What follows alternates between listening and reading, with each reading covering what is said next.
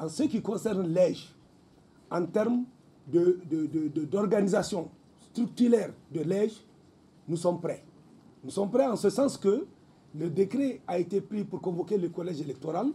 Vous aurez constaté, et certainement que c'est un point de presse, mais je m'empresse de le dire pour satisfaire tous ceux qui sont là, c'est que de façon formelle, vous allez nous dire les coordinations de l'EJ n'ont pas été installées.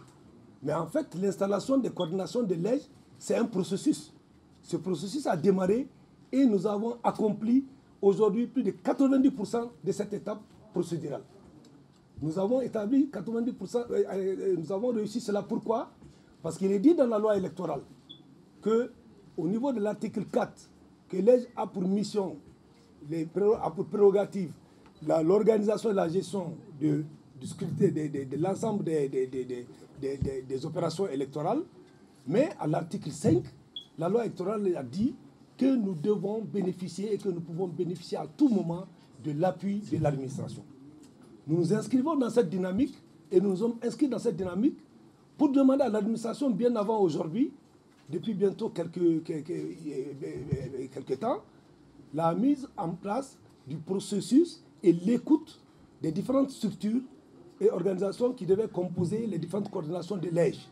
Et nous avons écrit officiellement à l'administration territoriale pour demander son appui conformément aux dispositions de la loi électorale pour la désignation des membres des différentes composantes qui doivent siéger au sein des différentes coordinations.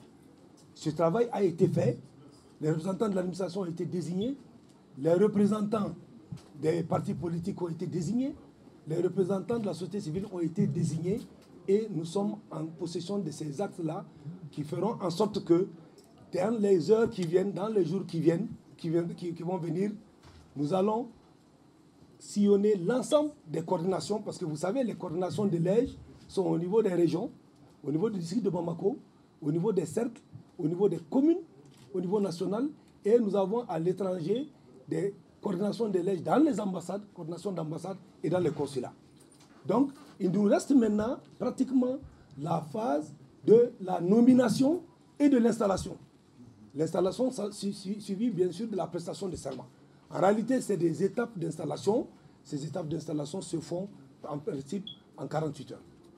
Donc, c'est pour vous dire que nous ne sommes pas en retard et que pour les sceptiques, les coordinations de l'EJ n'ont pas été installées ou bien ne sont ceci, c'est peut-être un constat effectivement qu'il peut faire n'étant pas à l'intérieur de la machine, à l'intérieur du processus que nous incarnons, mais nous savons que cela est fait